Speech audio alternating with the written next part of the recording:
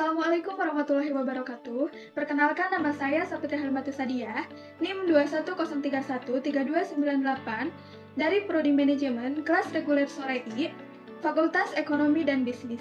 Di sini saya akan menjelaskan mengenai bagaimana caranya membuat transaksi jurnal umum, akun buku besar, neraca saldo, dan laporan keuangan menggunakan Microsoft Excel. Berikut saya akan memberi contohnya. Nah, pertama-tama saya akan menjelaskan mengenai bagaimana caranya membuat jurnal umum. Yang pertama, yang harus ada pada jurnal umum yaitu tanggal, kolom tanggal, yang kedua kolom akun atau rekening, yang ketiga kolom referensi atau kode akun tersebut, yang keempat yaitu debit, dan yang kelima yaitu kredit. Sebagai contoh, untuk transaksi pada tanggal April 2020, membeli peralatan praktek secara kredit sebesar $2.100, di mana transaksinya yaitu peralatan pada utang. Untuk peralatan bertambah di debit sebesar $2.100, dan untuk utang bertambah di kredit sebesar $2.100 pula. Untuk transaksi selanjutnya juga sama. Sebagai contoh, tanggal 5 menerima tunai pembayaran hutang dari pasien sebesar $3.150.000, di mana akun atau transaksinya yaitu kas pada piutang usaha. Kas bertambah sebesar $3.150, piutang usaha berkurang sebesar $3.150. Untuk selanjutnya saya akan menjelaskan mengenai bagaimana caranya membuat akun buku besar yang berhubungan dengan jurnal umum. Sebelumnya saya ingin menjelaskan mengenai caranya memfilter pada jurnal umum. Saya unfilter dulu. Nah, untuk memfilternya yaitu kita tinggal klik atau blok tanggal akun rekening ini. Lalu kita pilih menu Sort and Filter. Lalu kita klik dan kita pilih filter. Nah, selanjutnya akan muncul icon seperti ini. Untuk memfilternya yaitu sebagai contoh, yang pertama ada kas, di mana kita tinggal mengklik yang segitiga ini dan akan muncul menu sebagai berikut. Nah, contoh kita pilih kode akun 11 yaitu kas. Oke. Nah, selanjutnya untuk memindahkan ke dalam akun buku besar yaitu kita tinggal memblok saja, lalu mengcopy dan memindahkannya ke dalam buku besar. Sebagai contoh, saya di sini kita klik CTRL-V atau klik kanan V. Nah, akan muncul seperti ini. Untuk keterangan di atasnya tinggal kita lengkapi saja. Semuanya juga sama seperti itu. Untuk transaksinya pada akun buku besar yaitu contoh di sini transaksi pada kas yaitu untuk saldonya kita tinggal klik sama dengan, lalu saldo awalnya yaitu klik sama dengan, kita pilih sel D7 sebagai awal transaksinya, lalu kita enter dan akan muncul otomatis seperti ini. Untuk selanjutnya, kas pada tanggal 5 April 2020 yaitu kita klik sama dengan, lalu kita pilih sel F7 ditambah, karena ini di kas, ditambah kas pada tanggal 5 April 2020.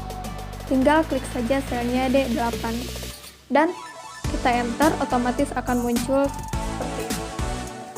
Untuk yang lainnya juga transaksinya sama, tetapi untuk utang usaha itu berbeda. di mana utang usaha bertambah itu berada di kredit. Penjumlahannya seperti ini. Sebagai contoh, pada tanggal 8 April 2020, kita sama dengan, lalu pilih sel F49, lalu kita tambah, dikarenakan ini pada hutang, meskipun di kredit kita harus menambahnya, dan klik sel yang ingin ditambah, lalu kita enter otomatis. Untuk selanjutnya, apabila terjadi transaksi, apabila ada utang secara debit, ini otomatis berbalik dengan kas, di mana sel F50 ditambah akun yang di debitnya 325, yaitu sel D51. Kita enter, otomatis hasilnya seperti itu. Selanjutnya yaitu ada neraca saldo, di mana di sini kita menjumlahkan hasil dari akun buku besar semuanya, seperti mereka seperti itu. Untuk penjumlahannya kita sama menggunakan sum. Sebagai contoh, sum kita blok saja, lalu kita enter dan otomatis hasilnya ada.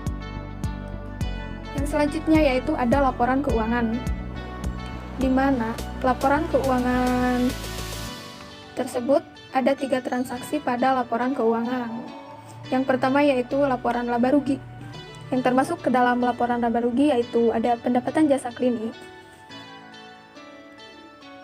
Dan yang kedua ada beban. Semua akun yang termasuk ke dalam pendapatan dan beban dimasukkan ke dalam laba rugi. Untuk jumlah pendapatannya, kita tinggal menjumlahkan saja pendapatannya berapa. Otomatis akan muncul seperti itu.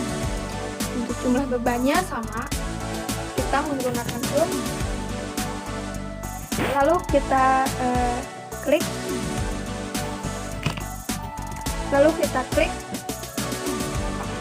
dan hasilnya akan muncul seperti itu. Untuk labanya sendiri, kita jumlahkan pendapatan dikurangi beban, yaitu sel I28 dikurang sel I29, dan otomatis hasilnya ada.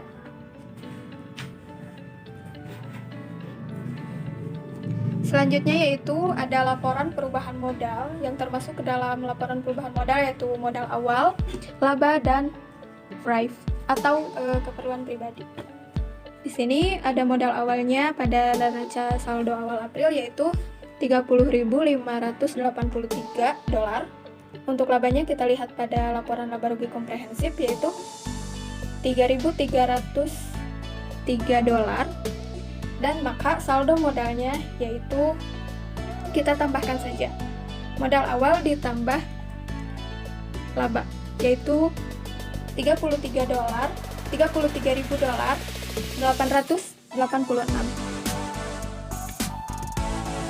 Selanjutnya untuk mengetahui modal akhirnya kita masukin drive yaitu senilai $1.250. Kita jumlahkan, saldo modal dikurang drive sama dengan $32.636.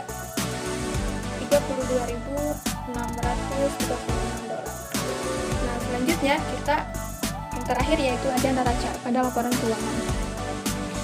Yang termasuk ke dalam neraca yaitu ada harta lancar, ada harta tetap, ada utang lancar, dan ada modal.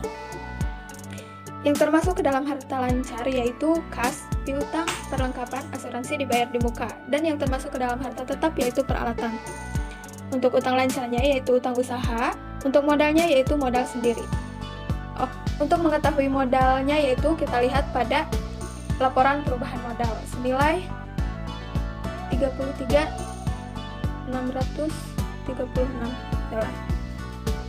Untuk jumlah asetnya kita jumlahkan saja menggunakan sum, lalu kita tinggal blok saja. otomatis hasilnya akan muncul. Yang ini juga sama, zoom, kita blok, dan hasilnya pun sama.